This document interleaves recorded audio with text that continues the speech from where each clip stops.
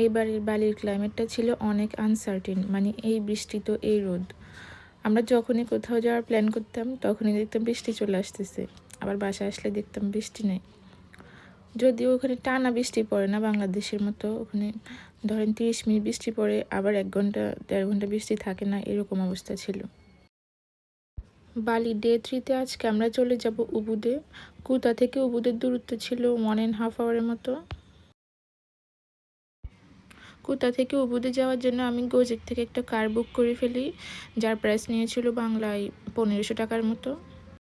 শখের নারী পাশে থাকলে যে পুরুষদের কোনো কষ্ট হয় না, এটাই তার প্রমাণ। এই যে ঘুমিয়ে ঘুমিয়ে চলে যাওয়া যায়।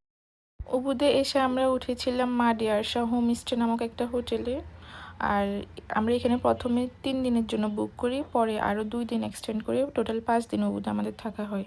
এই হোটেলে আমাদের পার নাইট কস্ট নিয়েছিল $21 করে, যেটা বাংলাদেশি টাকায় 3000 টাকার মতো। এটা ছিল আমাদের রুমের সামনে একটা উঠোনের মতো। আশিক তো হোটেলটা দেখে অনেক খুশি, এই যে তার ফেস দেখেই বোঝা যায়। তো দেখা যাক আমাদের এবারে হোটেলের রুমের ভেতরটা কেমন।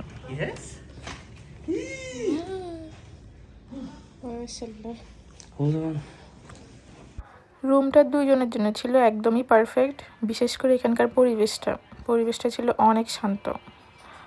আর আমাদের হোটেলের সামনের দিকটা ছিল এরকম অ্যাস্থেটিক ভাইবস। হোটেলে আসার পরে আবার বৃষ্টি শুরু হয়ে গেল। বালির আসলে বৃষ্টিটাও সুন্দর।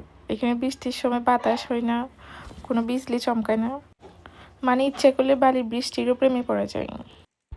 বৃষ্টি বিলাস শেষে আমরা এখন চলে যাব দুপুরে খাবার খেতে।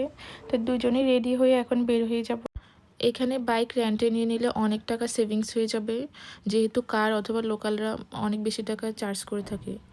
আর বেশিরভাগ হোটেলে হচ্ছে ওরা বাইক রেন্টের সার্ভিসটা দিয়ে থাকে। আমাদের বাইক রেন্ট পার ডে নিয়েছিল ওখানকার 1 লাখ টাকা, বাংলাদেশি টাকায় 750-800 টাকার মতো। বৃষ্টি এক রকমের সুন্দর, আর বৃষ্টি শেষে ওয়েদারটা আরও বেশি সুন্দর হয়ে যায়। বালিতে লোকালদের ঘরগুলো দেখতে একই রকম, মানে আমার মনে হয় ওখানে ধনী গরিব কোনো ভেদাভেদ নাই, সবগুলো ঘরই সেম রকম, সেম টাইপের।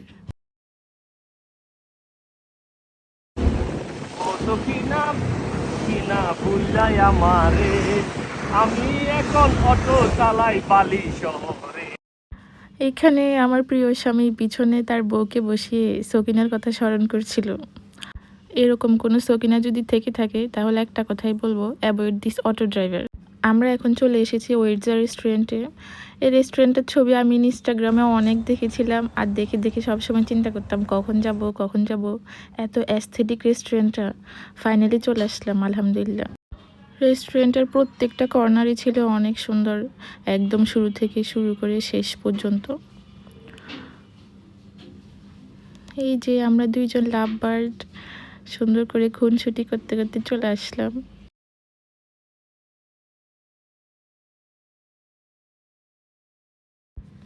আজকে বৃষ্টি থাকার কারণে রেস্টুরেন্টের মানুষও কম ছিল, আর রেস্টুরেন্টটা যেহেতু এত বেশি ন্যাচারাল, এত বেশি অ্যাস্থেটিক ছিল যে বৃষ্টি শেষে এটা সৌন্দর্য আরও দ্বিগুণ হয়ে গেছে।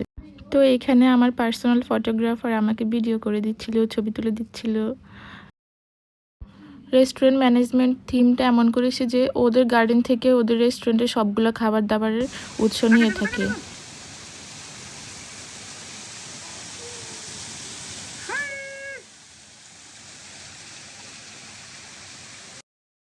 ট্রাস্ট মি, রেস্টুরেন্টের এভরি সিঙ্গেল কর্নার ছিল পিকচার পারফেক্ট। মানে এত সুন্দর, ভিডিওতে এই সৌন্দর্যটা আমি আনতেই পারি রে।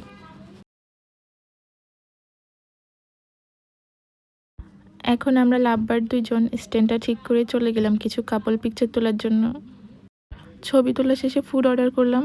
প্রথমে নিয়েছিলাম ওদের এই সিগনেচার কোকোনাট, এরপর নিয়েছিলাম ইন্দোনেশিয়ার ট্রেডিশনাল চিকেন সাথে, আর নিয়েছিলাম হোল ডাক প্লেটার।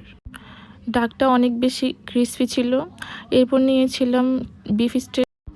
ভিডিও দেখেই তো বোঝা যাচ্ছে স্টেকটা কত বেশি জুসি ছিল। শুধু স্টেক না, এই রেস্টুরেন্টের সবগুলো খাবারই ছিল অনেক বেশি মজাদার। রেস্টুরেন্টের এনভায়রনমেন্টটা যেমন সুন্দর, খাবারগুলোও ছিল তেমন ভালো। মানে আমাদের কাছে রেস্টুরেন্টের রেটিংস একদম 100-এ 100। যারা বালিতে যাবেন তারা অবশ্যই এই রেস্টুরেন্টটা ভিজিট করবেন। আমাদের সবগুলো খাবারের প্রাইস এসেছিল 6500 টাকার মতো। তো খাবার দাবার শেষে আমরা রেস্টুরেন্টের অন্য কর্নারে চলে আসলাম। মেনলি ওরা রেস্টুরেন্টটা মেক করেছে বিশাল বড় একটা এরিয়া নিয়ে। এখানেও ছিল সেমভাবে ঝর্ণা এবং প্রাকৃতিক পরিবেশ, ভিডিওতে দেখাই যাচ্ছে।